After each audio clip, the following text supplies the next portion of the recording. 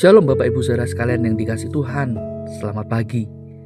Saudara, sungguh bersyukur pada Tuhan karena kesetiaannya nyata dalam hidup kita.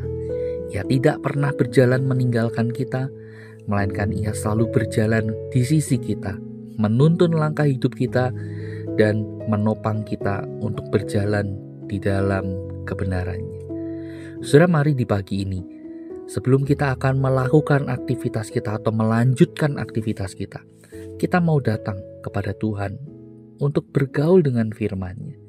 Namun sebelumnya mari kita berdoa. Bapa, kami sungguh bersyukur untuk anugerah-Mu di dalam kehidupan kami. Engkau selalu ada bersama dengan kami, menopang kami, menuntun kami, sehingga hidup kami menjadi hidup yang ada di dalam tangan kasih Tuhan. Kami tidak dibiarkan berjalan sendiri. Tuhan, pada pagi ini kami hendak membaca merenungkan firman-Mu. Tuhan, tolong kami, bentuk hati kami seturut dengan kehendak-Mu. Kami berdoa di dalam nama Tuhan Yesus. Amin. Saudara sekalian yang dikasihi Tuhan, pada pagi ini saya ingin mengajak kita sekalian untuk memperhatikan satu bagian firman Tuhan yang terambil dari surat Efesus pasal yang keempat, ayat yang ke-29. Demikian firman Tuhan. Janganlah ada perkataan kotor keluar dari mulutmu, tetapi pakailah perkataan yang baik untuk membangun di mana perlu, supaya mereka yang mendengarnya beroleh kasih karunia. Sampai di sini kita membaca firman Tuhan.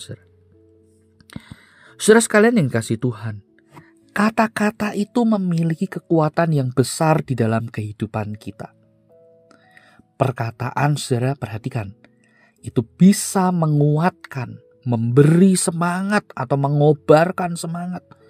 Tetapi di sisi yang lain, kata-kata itu juga bisa melemahkan, bisa melukai, bisa meruntuhkan semangat atau memadamkan semangat.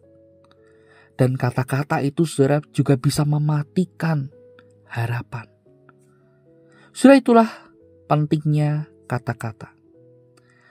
Dan saudara, di dalam kehidupan ini kita bisa lihat bahwa ada banyak godaan. Kita tidak menggunakan kata-kata kita dengan baik, dengan bijak. Banyak godaan, misalnya kita jatuh pada kata-kata yang tidak baik, misalnya mengkritik tidak sesuai dengan realita. Kita mengeluh ini dan itu, kita berkata kasar yang ditujukan kepada seseorang dan seterusnya. Ya, kita menyinggungnya, melukai hatinya. Atau bahkan, saudara, kita menggunakan kata-kata kita untuk bergosip dan seterusnya, saudara. Ada banyak godaan yang bisa membuat kita tidak bijak di dalam bertutur kata.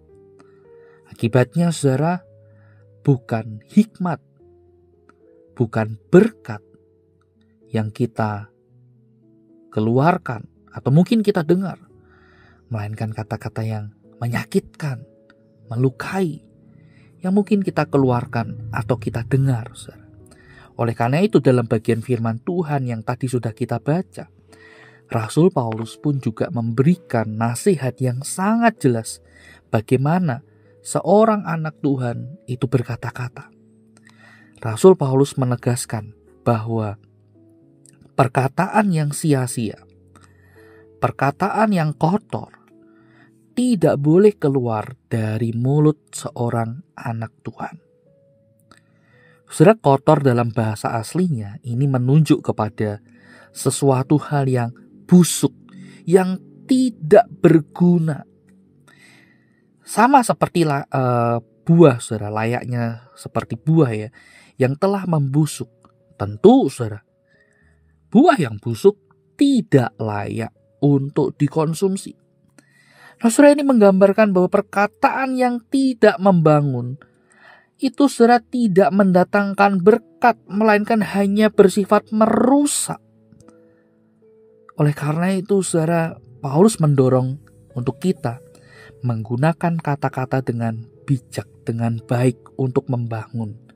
Artinya, saudara, setiap kata yang kita ucapkan seharusnya memiliki tujuan yang positif.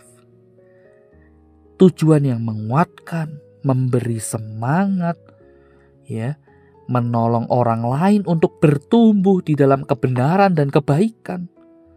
Lebih dari itu, perkataan kita juga seharusnya membawa kasih karunia. Artinya apa? Menunjukkan Tuhan. Sehingga melalui kata-kata itu, orang juga bisa melihat Tuhan. Dengan demikian, saudara, kata-kata kita merupakan kesaksian bagaimana kita juga mengabarkan Injil kepada setiap orang yang kita jumpai, yang kita bercakap-cakap itu, sehingga mereka boleh makin kenal Tuhan. Dan mereka juga boleh terdorong untuk apa, saudara? Untuk hidup di dalam Tuhan. Nah, saudara, mari kita belajar.